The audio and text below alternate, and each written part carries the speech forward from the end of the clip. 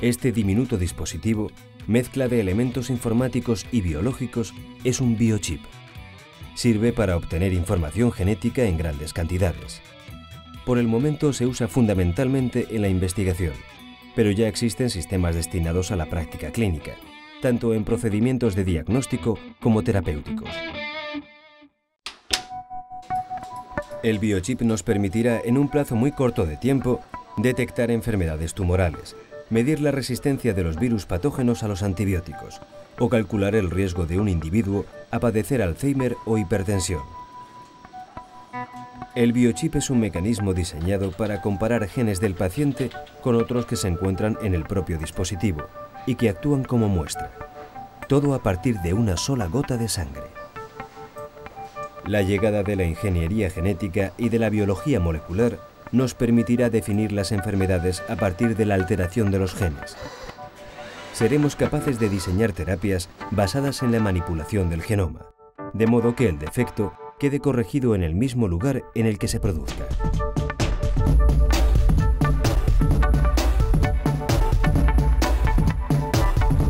Pero la realidad es mucho más compleja de lo que parece. Los genes no son elementos independientes. Están continuamente interactuando con otros genes y al mismo tiempo con una innumerable variedad de componentes químicos.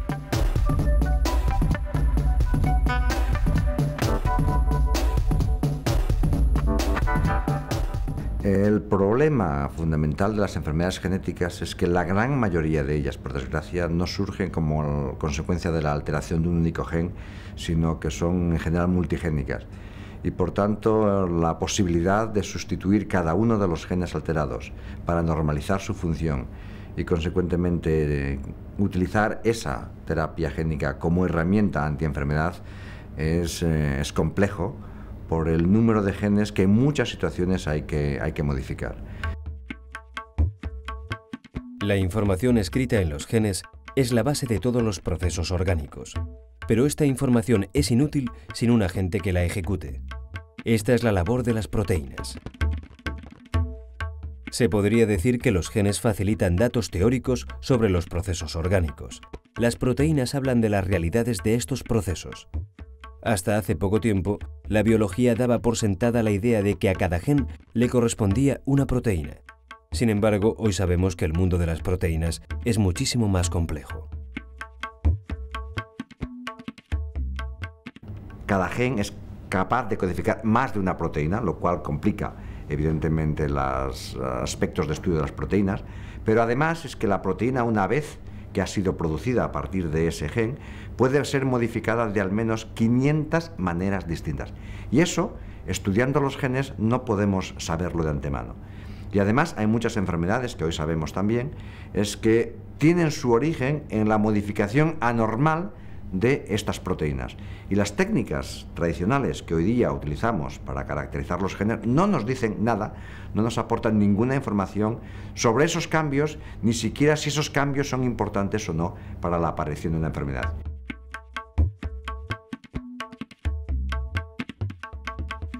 Se calcula que en todos los procesos vitales del ser humano intervienen entre 300.000 y 500.000 proteínas diferentes. El conjunto conforma el llamado proteoma humano.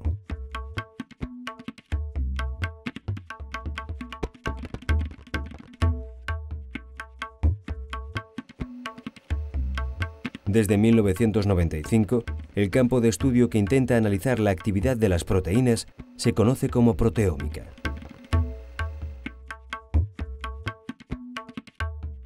Genómica y proteómica, junto con la inmunoterapia, la inhibición de la angiogénesis o la regeneración de tejidos a partir de células madre, se perfilan como futuras líneas de actuación en los procesos tumorales. No existen pronósticos precisos sobre el momento en que logremos curar el cáncer, pero sí tenemos plena seguridad de que a corto plazo será una enfermedad absolutamente compatible con la vida.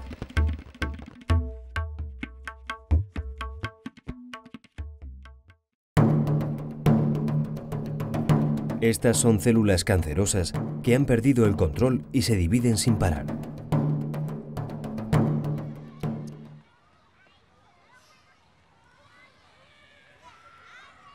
Si las actuales previsiones se cumplen, estas niñas no tendrán que preocuparse por la posibilidad de sufrir un cáncer de mama. Cuando lleguen a lo que hoy se considera edad de riesgo, hacia los 39 años, la medicina dispondrá de medios que permitan tratar la enfermedad del mismo modo en que hoy tratamos la polio o el sarampión en los países desarrollados.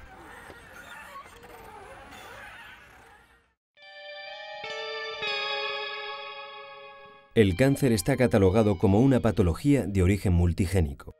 Consiste en la proliferación desmesurada de células de algún tipo debido a una disfunción en los mecanismos de replicación celular.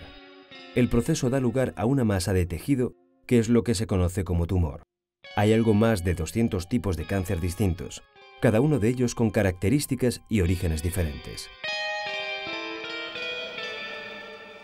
En los procesos tumorales intervienen por lo general factores genéticos potenciados por otros ambientes, como el tabaco, la dieta, las radiaciones o la actuación de determinadas sustancias químicas. Los genes implicados en el desarrollo de tumores son los oncogenes, genes normales que por algún motivo han sido objeto de mutaciones. Conocemos alrededor de 200 oncogenes y sabemos que están relacionados con el ciclo de reproducción celular. El proceso se puede ver estimulado además por alteraciones en otros genes, como los que controlan y detienen la reproducción celular, los que reparan las mutaciones y los que determinan el momento de la muerte de las células, lo que se conoce como apoptosis. Las disfunciones en cualquiera de estos mecanismos pueden conducir al desarrollo de la enfermedad. El entramado de todas estas interacciones es extremadamente complejo y por el momento no se prevén soluciones a corto plazo.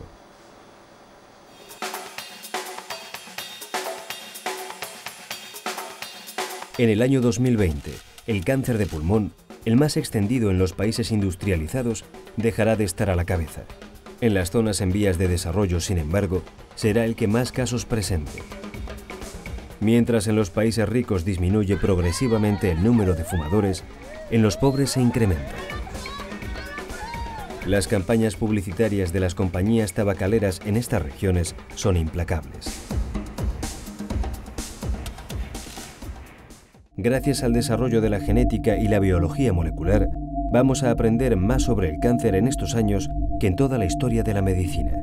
Y sobre todo, vamos a tener nuevas armas para combatirlo.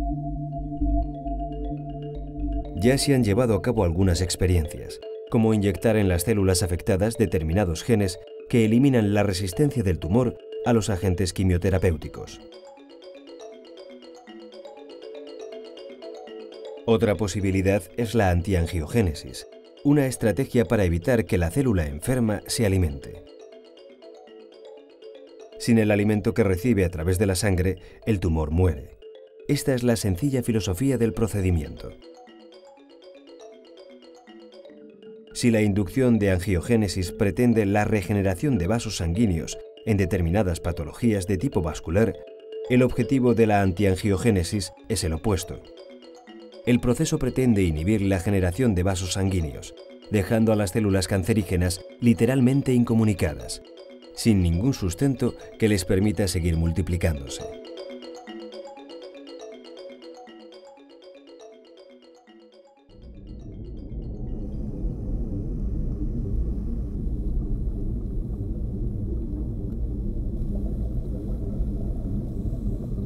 Un futuro de esperanza se abre entre las aguas del mar.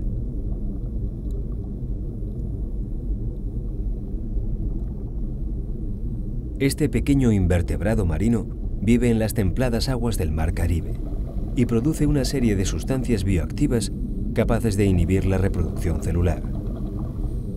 El producto ha demostrado una notable actividad en diferentes procesos tumorales y constituye una de las más esperanzadoras vías de investigación en los remedios contra el cáncer.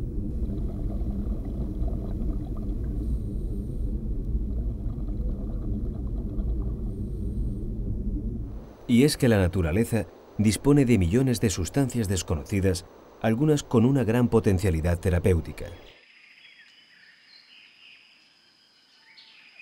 Como en este caso, otras muchas sustancias han permitido disponer de un creciente arsenal de armas contra el cáncer y contra otras patologías. Encontrar en la naturaleza estas sustancias seguirá siendo una de las líneas más activas en la búsqueda de tratamientos para ellas.